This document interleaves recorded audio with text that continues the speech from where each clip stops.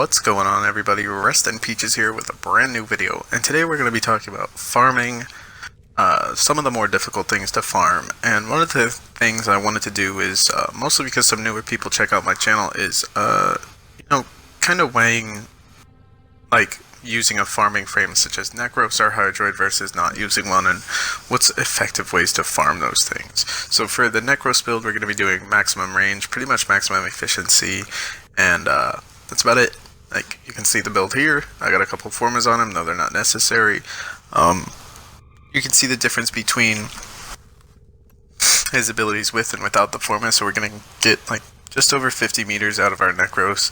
And then for Hydroid, I actually just formed him, so he's on the low ranking side, but rank 10 is where you start getting him, so I ran a bunch of different things to try to test this, running boss runs, running survivals, running the infested zones. I can't remember what they're called right now, but running those types of things to see what we can get to drop, what won't drop, what's annoying to drop, where things drop, where they drop the most. And I spent pretty much all day doing this with a couple buddies of mine. And I found out a bunch of interesting things. So for people without Necros and without Hydroid and Pilfering Swarm, these are kind of all the planets that you can get everything. So Ares will drop you Nerodes. Always put your extractors up. Go build your extractors if you can find them. But so Ares is going to drop Nerodes. There's different nodes you can go to. Akkad is probably one of the better known nodes, but there is also a survival on this planet that you can do.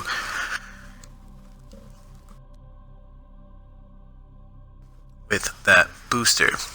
Let's see, Earth will also drop us Nerodes, but has a much lower chance, but we're still going to put an extractor on it. And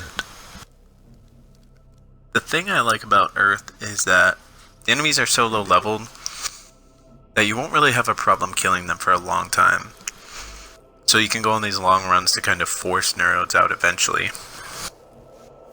Another thing I like to mention is if you are farming for any specific resource on a planet, go around, break all the resource containers, all that kind of stuff. So Jupiter drops neural sensors.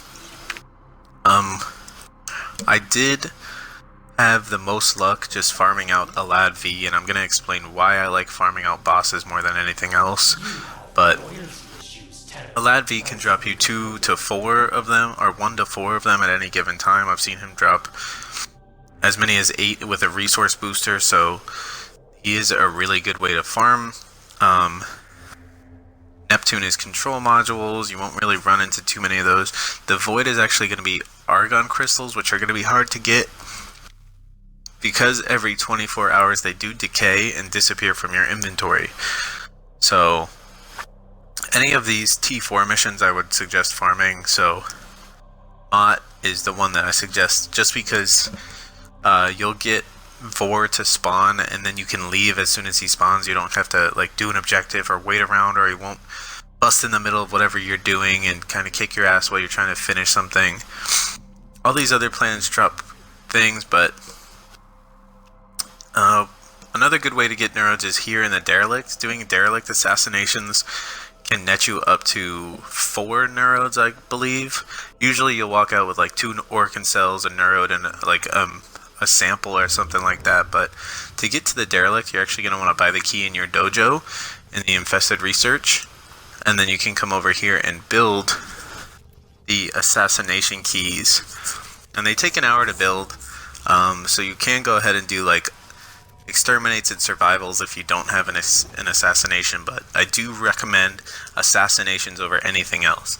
Now I know people will tell you, oh, I stayed in a survival for 40 minutes or an hour and I ended up with 10 Orkin cells or 15 Nerodes or whatever story they want to tell you, but the best way that I've found doing it is killing bosses. Here I'm going to show you the rewards from actually going into Mott and killing Corrupted Vor. I got an Orkin cell and an Argon crystal. So from Vor I actually ended up with the Orkin cell.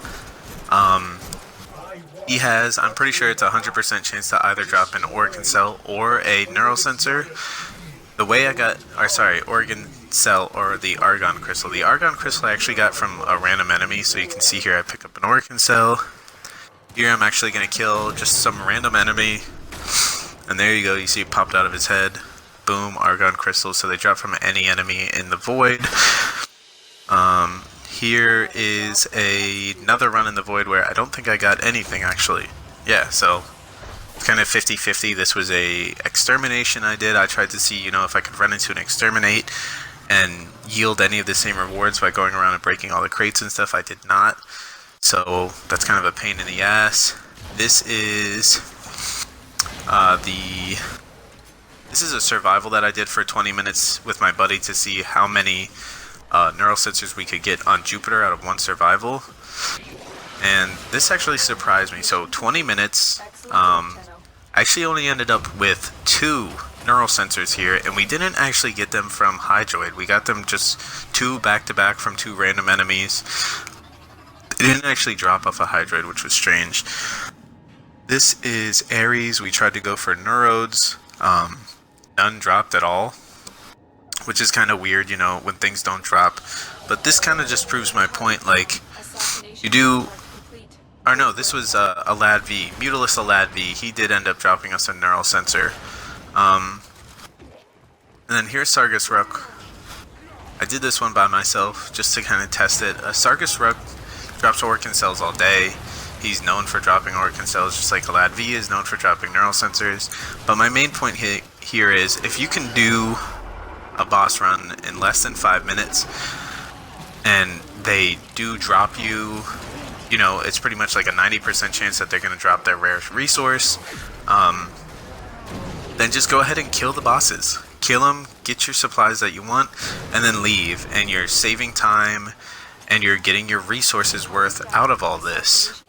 So this would be the best example I could find on my list of videos, is a 78-minute run for a T4 survival, so MOT.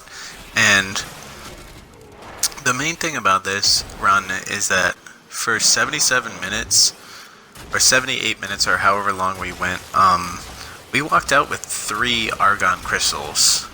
So if we apply the 5-minute rule per run, as we do to bosses, then this run actually makes mathematically no sense as to what we're farming.